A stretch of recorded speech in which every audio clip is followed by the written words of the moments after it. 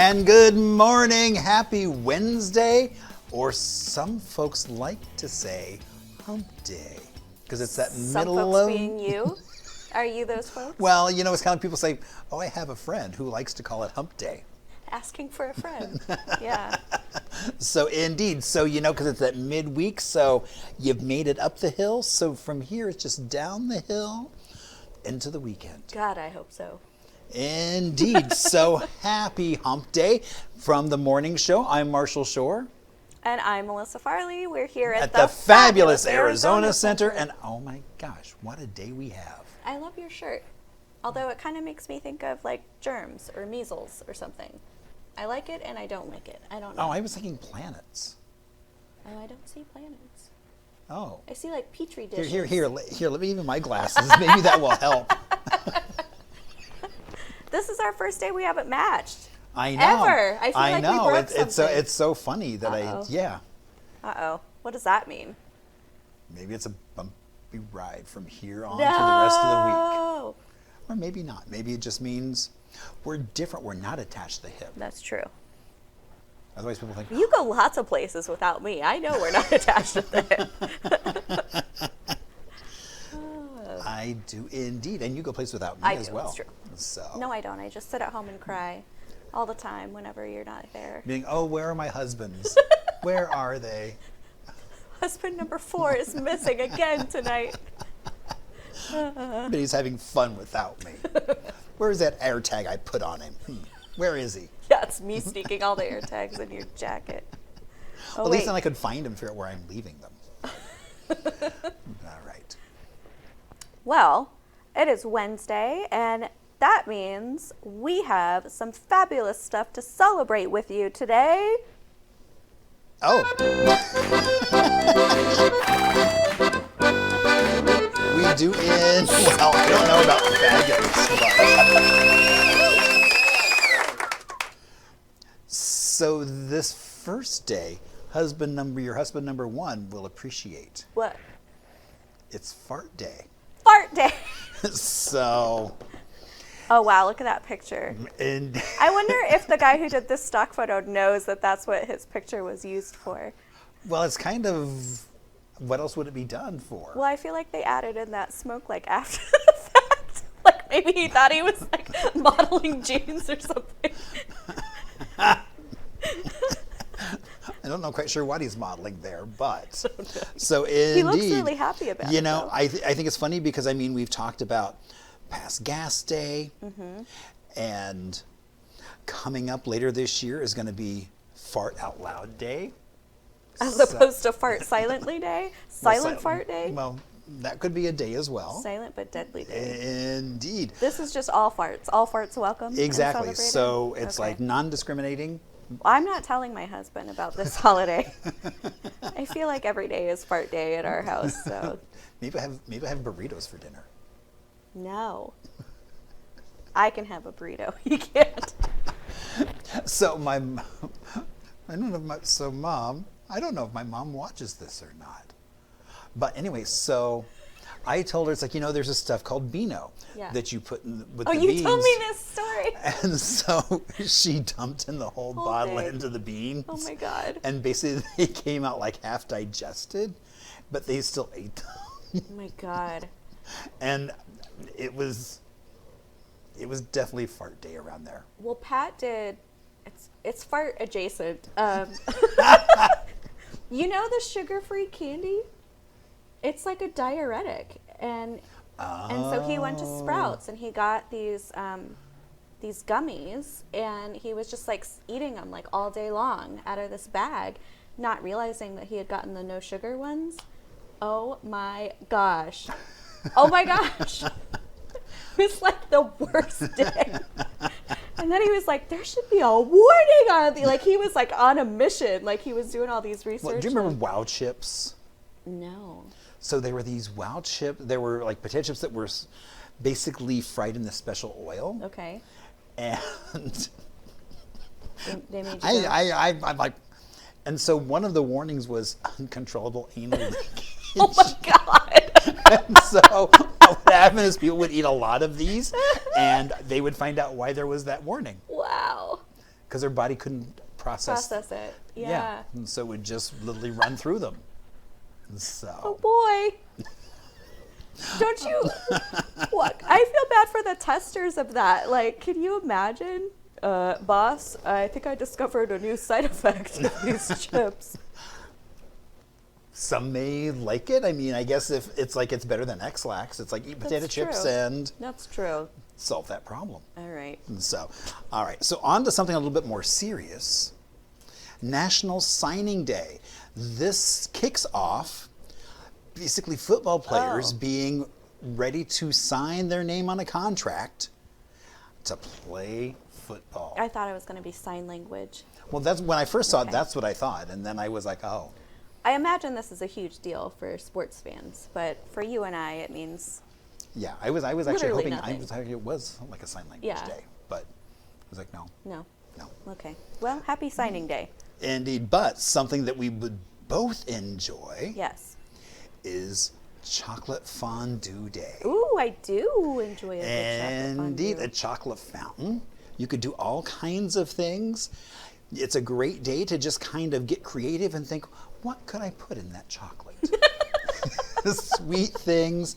You know, some folks might do strawberries, bananas, maybe even a little bit of a salty pretzel. I was just going to say, yeah, pretzels, And so, shortbread. yeah, so all kinds of tasty things Yeah. you could put in your chocolate fondue. Okay, yeah, I can get behind that. Yeah.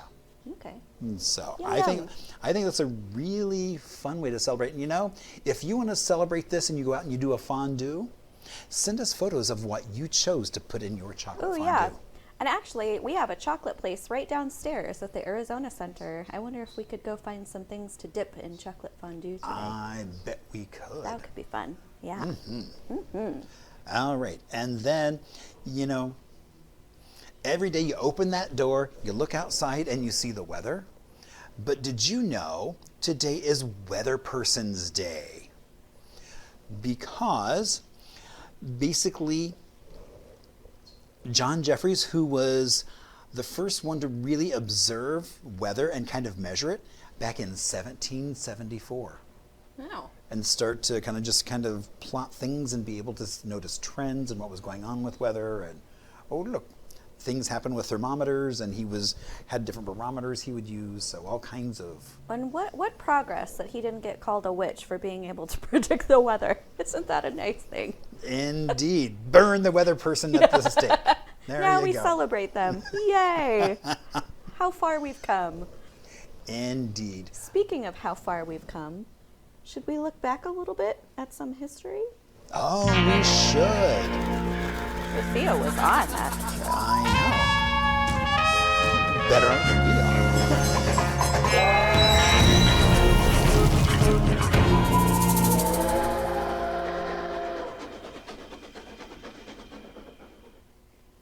All right, so on this date, before Arizona became a state, back in 1911, Roosevelt Dam was completed. Now, it's just over 22 miles long, has 22,000 acres of lake surface, 128 miles of shoreline, and is just almost 200 feet deep at its deepest point. Wow.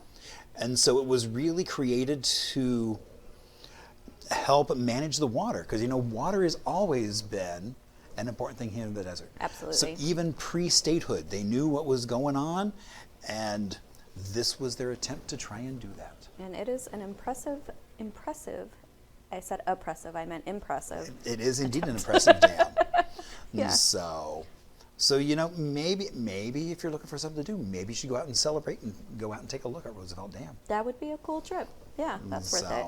Yeah. Okay, well, we're going to take a quick break. We've got a guest here for you who is just lovely, and we're excited to introduce him to you all. So keep it right here.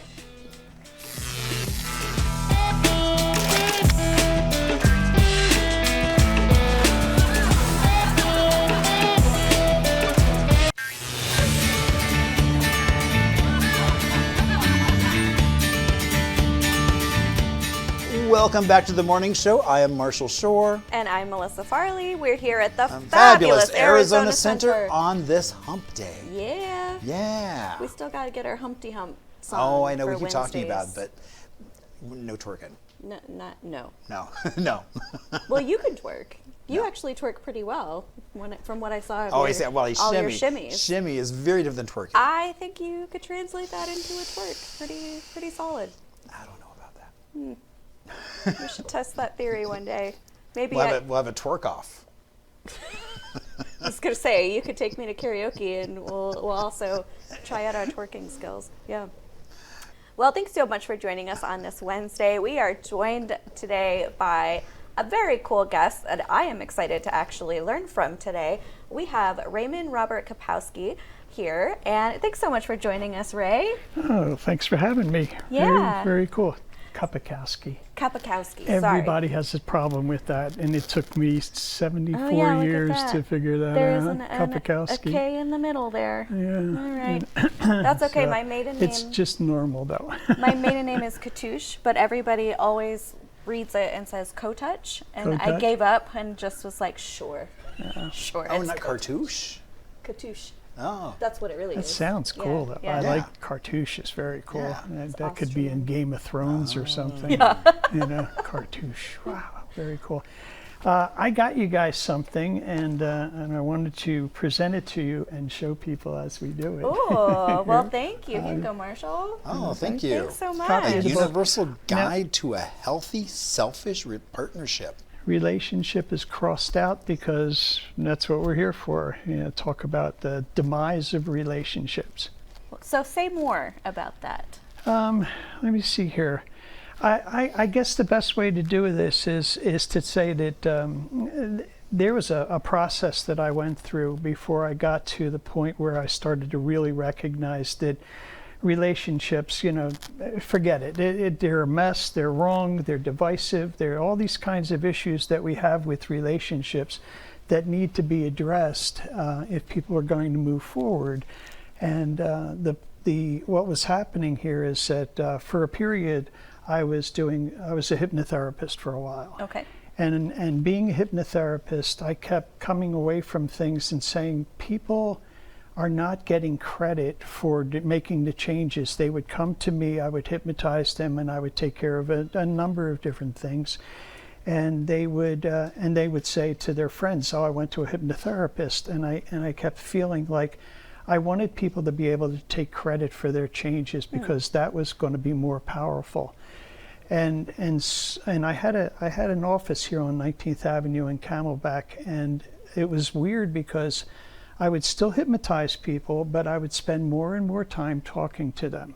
And then eventually it got to a point where I wanted to just change my shingle and say, I'm a relationship coach. And it was a natural process, and I eliminated hypnosis almost entirely. Occasionally I will do it now, but almost entirely. And the reason for that is because I felt like I had another way to get closer to people and help them look at their issues, look at the problems that they were dealing with, and maybe give them advice. Now, being a coach, you can give advice. Being a therapist, you have to sit there and go, "So, what did your mother say?" and that type of thing. Yeah. But it gave me an avenue to be honest with people and say, something, I don't even know why you did that. That was dumb, and maybe you could try this, or maybe you could do that. And people really liked the honesty, they liked the directness, and they liked, instead of trying to analyze stuff, they liked the idea that that they could do something. And forget about analyzing it all, forget about why it is that you're doing it and what brought you there.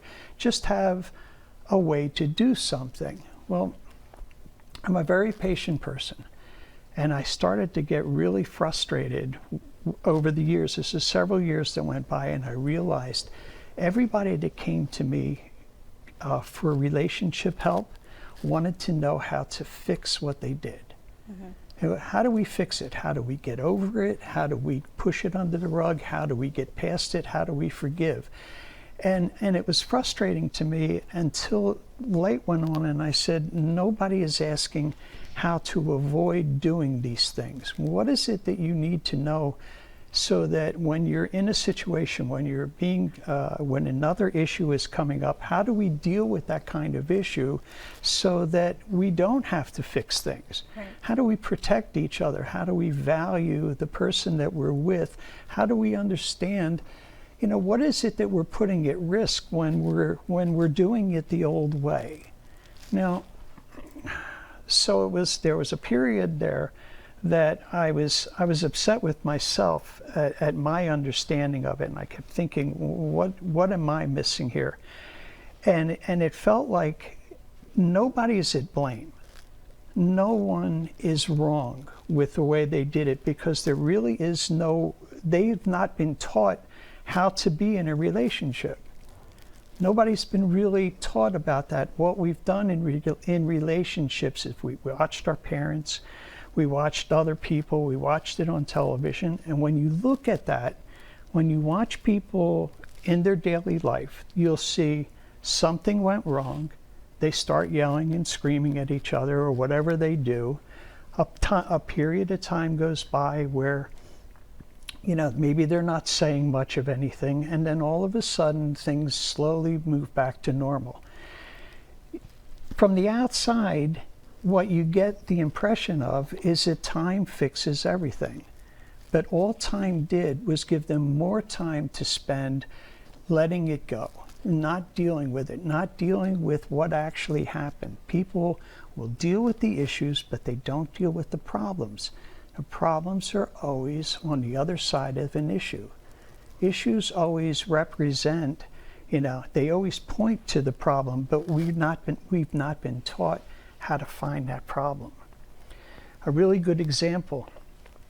Am I talking too much? No. You guys Well, that's wanna what get I was in going on to ask you, do you have any examples of what you're talking about? I was asked a bunch of years ago, I was asked to speak, to do a video talk on a seminar that was for women.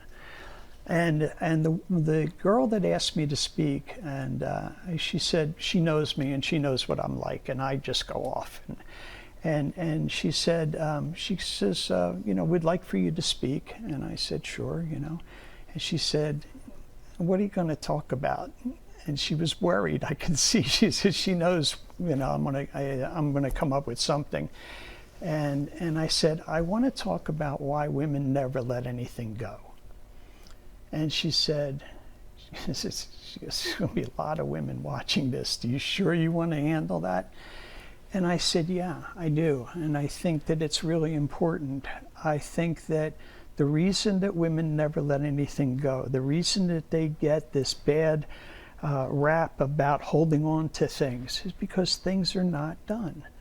They hold on to it with the intention that we're really going to go past the issue, whatever happened, and we're going to find out, why did we treat each other this way? Don't we care about each other? If you stop at the issue, if you say, I'm sorry, here's your flowers, here's your chocolate, and chocolate, that was one of your shows there, the chocolate day, you know, but here's your chocolate, are we good? And we both go, yeah, we're good. But you're not good. You haven't handled the feelings that were triggered by the issue. The issue happens, let's just say that, I'm sorry, I'm bouncing all over the place. Well, what I'm wondering is, like, so you talked about women. Is there something that you see a lot of men doing? Well, hold on. I do want to say, Yeah. because when in my marriage, right, early on in my marriage, Pat and I had an issue and that was one of our issues, was there was something that I wasn't able to let go of, and then I felt like things kind of kept repeating that were showing me the same behavior, and so I would keep holding on to that original thing and then add the new stuff to it. And we did end up going to see, not you, but we did go to see a coach who kind of explained, I think, to him that that's what was happening, that there was no action being taken towards the problem. You know, we were just kind of like, okay, apologizing, moving on, but like I hadn't moved on because something hadn't actually been done about it. So Right, and if that behavior happened once, it's going to happen again. right, yeah. So I mean, I can relate to that for sure. But yeah, to your question, sorry. Yeah, but that's what I was wondering. It's like, is there something that then men do? Sure. Well, actually, we are we're trained to act like husbands. We're trained to act like wives, and while we're doing that, we have a perception of each other that is really wrong, and we don't talk about what it is that we're doing. So women have got all this negative connotation, attached to them about being emotional, about holding on to things, about all this kind of stuff that we attribute to women. And what we don't know is that those things are hidden superpowers. They're really, really valuable inside a partnership. So men are on the other side. Men they shut down. They don't talk about things. They don't deal with their feelings. But we never really ask why. Never really ask, why is this happening here? So men may be afraid of women. Women may talk faster than them. They have experiences that women will jump from section to section, and we can't keep up with that kind of thing because women are talking to us like they talk to other women. They don't understand that men process these things differently. The problem that men have is because we have never been taught how valuable it is to have a woman as a partner. All those things that women bring to this situation that are looked at as negative are really, really positive in a partnership. And I'll give you an example here. I've gone through several renditions of this book. One time it was like over 300 pages, and I looked at it and I went, nobody's going to read that, And so I broke it down, and I ended up with a pamphlet, 28, 29 pages. I said, ridiculous, they're not going to take it seriously. So I redid it again, and I'm a guy. I want to fix things. I want to get it done. I want to look at stuff. I want to say, done, finished, it's over with, okay? And I did that. And I said, good, it's finished. I'm going to send it to my publisher and get this thing done. Well, my honey walked in and she said, let me read it one more time. And I had to tell you, as much as I know about partnership, as much as I know about all this stuff, being a man, it rattled me. I was like, Jesus, okay, here, read it. She probably made it about 4 pages when she turned to me and she said, did you mean this? Yes, I meant it. She said, read it. And I read it and I went, no. No, that's not what I meant at all. She is my partner, and she did not want to have her name on the book, but she wanted the book to be as good as possible. She wanted that book, she wanted to know that anybody that read that book, if there's a comma out of context, somebody might put the book down and say that I'm an idiot, and she didn't want that because she's my partner. And the reason she can be my partner is because we've already set up those parameters as far as us being together, that I love her, that I care about her, I attend to her feelings, I attend to everything that's going on to try and make her the best partner that I can have. And so my job here in a partnership, everything changes, everything flips around. If you're going to be in a partnership, what you're going to do is enter the partnership because you want to be happy. You're going to find out what it is about the other person that you value, what's important to them, and you're going to find out the strengths and weaknesses inside that partnership so that you can make sure that when you're dealing with an issue, you're going to deal with the issue first, because dealing with it after, we know what happens. We know the patterns of dealing with an issue after it's done, and it's generally not good. But if we sit there and talk about this stuff, then my partner feels important, she feels respected, she feels like an equal, she doesn't feel like a wife, she doesn't feel like a woman. She's all of those things, but secondarily. First, we're partners, and I just happen to be a man. But we're partners, and she just happens to be a woman. We're partners first, okay? And that's where the equality comes in, and that's a very important part of this whole thing, is to say, I've been, as much as we're together, and this is for people in relationships, as much as we're together, we still have a tendency to feel alone. But when you really connect to being partners, like coming out here today, I'm a partner, and this is my job. But the focus is that I'm a partner first, and she has my back, and she is going to be, I'm going to come home and she's going to talk to me about things. She's going to know that I have insecurities. She's going to address those kinds of things, and she's going to bolster our goals. And our goals is for me to get this message out. Yeah. Now, if somebody walks into a situation and they have got a lot of doubts, if they feel like they have no purpose there, or they're not appreciated or anything, you're going to have to deal with those things first before you get to deal with whatever's on the table. Right. You know? Yeah. So, Ray, tell us where people can get a hold of your book or get a hold of you. Okay. Well, the book is. No, that's. The book is everywhere. Amazon, Kindle. You can get it online anywhere that books are sold. It's not in bookstores yet. You got to buy a whole lot of books before it actually gets into a bookstore. This has been an amazing education as far as doing all this kind of stuff. You can reach me now. I'm still doing sessions. Everything is online. You could reach me at ray.innerpower@gmail.com. And she tells me, say it slowly.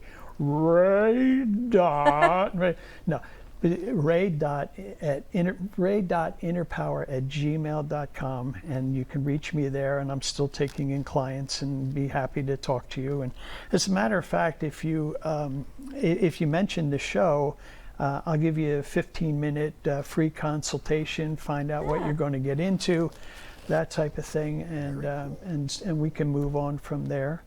I'm going to be doing, we're in the process right now of doing a seminar, and it's going to be called Hey Ray Q&A, and that's going to be on Zoom, and that type of thing.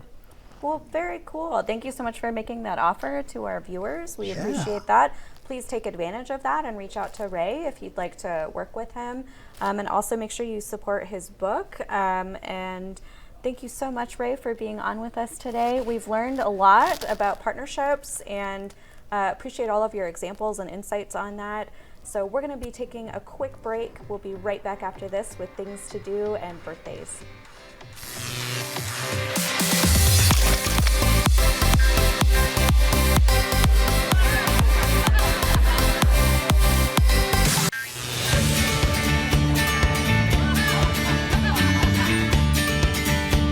And hello and welcome back to the morning show. I'm Marshall Shore. And I'm Melissa Farley. We are at the Fabulous Arizona Center on this hump day. Humpity hump. Yeah. That's right, doing the hump. I know. Yeah, they were Sorry. trying to dance again. We have to sing it and dance it since we don't have the official soundtrack yet. We can't afford it.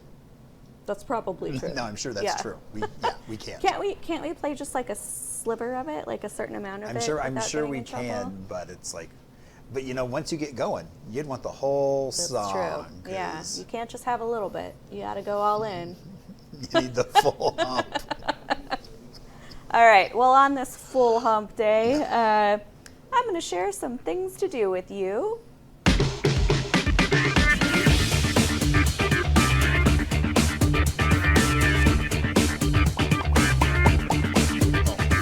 I was like, oh, our mics are live. I forgot. I'm like, well, because it's intense.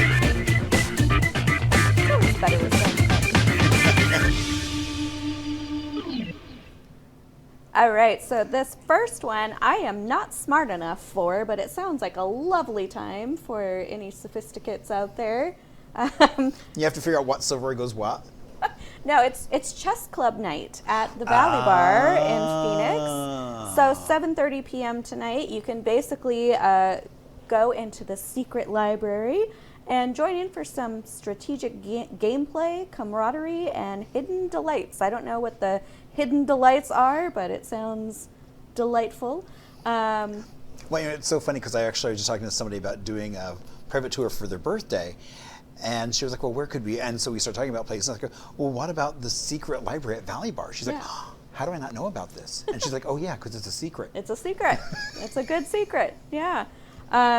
It's funny, I read like a whole book about chess, like 400 pages, and I thought maybe this will get me into it. Like, not like about chess, it was a novel, but the main character was a chess player. And so I was like, oh, maybe this will develop an affinity for chess. What was it? There was a movie, a thing on like Netflix or Queen's Gambit? Yeah, Queen's Gambit. That was really good. Oh, no, that was a great show. Yeah, Yeah. but still, like, zero interest in playing chess myself. So, understand. Yeah. But it is free to attend in the secret library, and it is 21 plus. So, yeah. Another option that we have for you is an introduction to crochet. Doesn't that sound lovely? And it is at the Sunshine Craft Co. in Phoenix tonight at 6 p.m. They're going to walk you through the foundations of this traditional fiber art piece. You can practice the chain stitch and the single crochet with your crochet hook tool and yarn. And then if you master that, you get to move on to the double crochet stitch. I have no idea what any of that means, but that sounds But when do you get to exciting. make stuff? It's like, when do you get to make stuff? My friend, well, we don't have any in the shop, but my friend No, but I can see it from here. crocheted us a bunch of really cute, like, little mini cactuses and a spooky little ghost, and she's great at crochet. But anyway, it is an hour and a half of guided instruction. They will provide your project materials, and then they'll also give you a guide about an introduction to crochet. So it's $45 per person, and again, that kicks off at 6 o'clock tonight. So my first babysitter was into big crochet time. So like would crochet the Afghans and everything. And so one thing I have is a soap cover that's a little poodle. Oh, cute. Made out of pom-poms and Yeah. Aw. And so that sits in my bathroom. It's hot pink. Oh, I love it. Yeah. Nice. Okay, this next one is The Theater, a night out at the theater. Ooh. It is a one-man show all about Mr. Winston Churchill. So it's starring a British actor named David Payne, and he's bringing the charismatic figure's larger-than-life persona to the stage, and it's supposed to bring a deeper look at the man behind the legend, beyond just, kind of the defiant leadership style during World War II, and also look at sort of his personal life, his struggles, his triumphs, all of that. So this is going to be at Phoenix Theater at 7:30 p.m. Tickets are a little pricey for this one-man show. It's $94, but sure to be a pretty remarkable production, I think. So. And I wonder if they introduce the fact that his mother actually spent time right here in Arizona. I don't know. So You should go and find out and report back. Maybe I will. Now, if you're in for a little bit of music tonight, you can go enjoy some dueling pianos on the Green Sports Grill in Mesa. So basically, I feel like everybody knows what this is, but it's two pianists. They duel it out. Can you say that again? Pianists? Pianist. It's not pianists. It's pianists.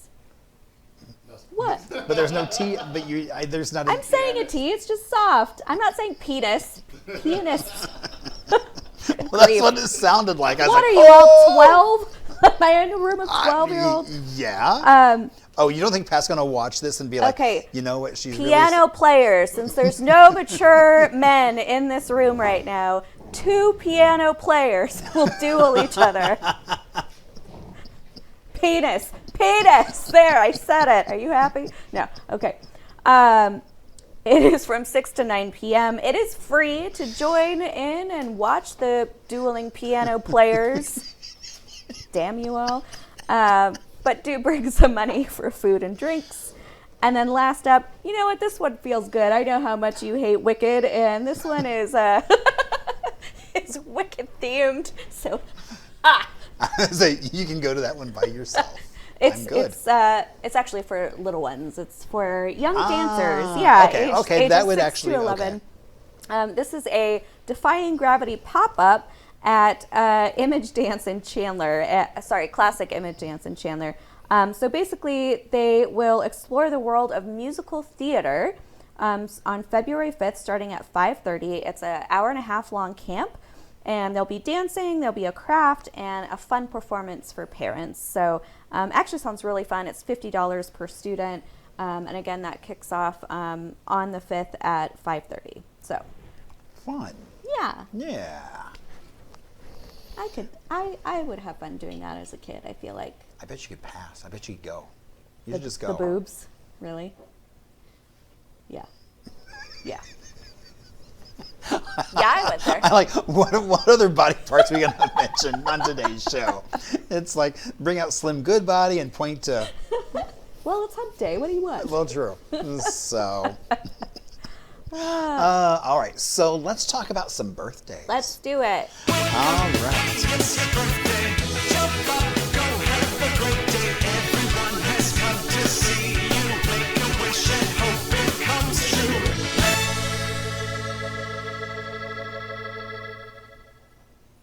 All right, so... Marshall is like frozen, like waiting. I know, I was like waiting for the end, like, oh! I'm ready. Well, because I didn't want Put people me to in, listen to Coach, like put doing me the in. little dance. We're Why? doing We the, always do the little little happy dance. birthday dance. Yeah. So, but we're trying to be serious. Oh, we are? I didn't know that. Yes, because I'm so good at that. I think we both Penis. are. Boob. Okay, sorry. Birthdays. Birthdays. We're back to birthdays. Focus, focus, focus. All right. Hank Aaron. So Hank Aaron basically played 21 seasons with Milwaukee and Atlanta Braves, 2 final years with Milwaukee Brewers, and he bested Babe Ruth's home run record and broke through racist attacks and held on to all of this for 33 years when he played the game. That is incredible. Yeah, isn't that great? Way to recognize Hank Aaron on his birthday. Nice That's job. right. As well as how do you feel about video games? I don't play them, but I know a lot of people who get a lot of joy. Did you ever out of play them. Pong? No. The only video game I've ever played is Duck Hunt. Is that where you take the gun and shoot? Yeah, you have a little gun, and the ducks fly on the screen, and you shoot at the duck. And every once in a while, this little dog like pops up and is like, I don't know, I can't remember. I think it's when you miss, you see the dog. Oh. Yeah. Interesting. Was the dog trying to retrieve the ducks you missed, or? I don't remember. This was Okay. a long time ago. So anyway, that was my shoe. That was not. so if I'm you not ever celebrating fart day. See, so the first kind of mass-produced game was called Pong. Yeah, I know what Pong is. So yeah, so that was Nolan Bushnell, and so it's his birthday. Which one is Nolan? So he is the guy not with the mustache standing next to Pong. Okay. And so, and I mean, I'm just like, oh, I'm loving just the aesthetics of that game. Yeah. Right there, so simple. And I like his look. That feels like somebody who would invent Pong. You know, I think he's got a nice loud tie, a nice polka dotted shirt on. So I know. yeah. So, I mean, I just thought it was interesting that he had worked as an amusement park manager, and that's how he became familiar with the entertainment business. And then he was also working on video games and kind of merged those two talents together to create Pong, and it blew up. He and was now, an innovator. Indeed. Yeah. And now there are so many video games out there For sure.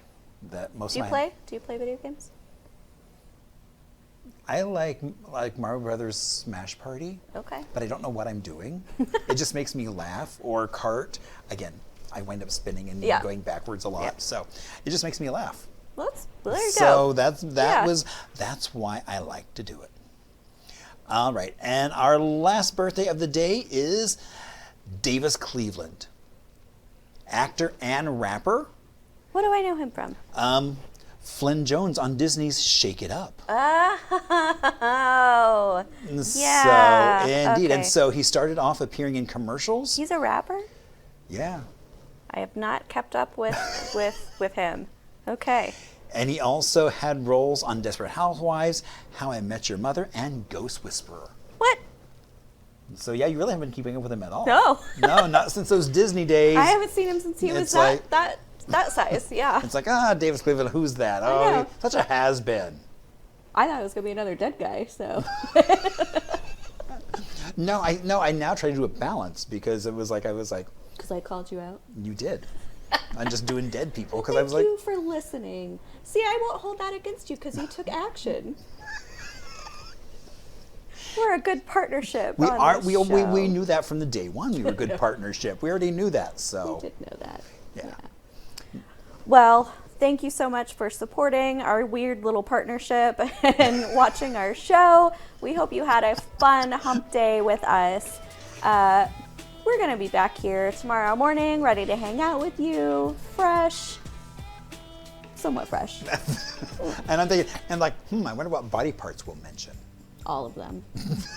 Yeah. All right, we'll be right back. No, we won't. We're not taking a break. We won't be back until tomorrow. So, peace. Have a good night.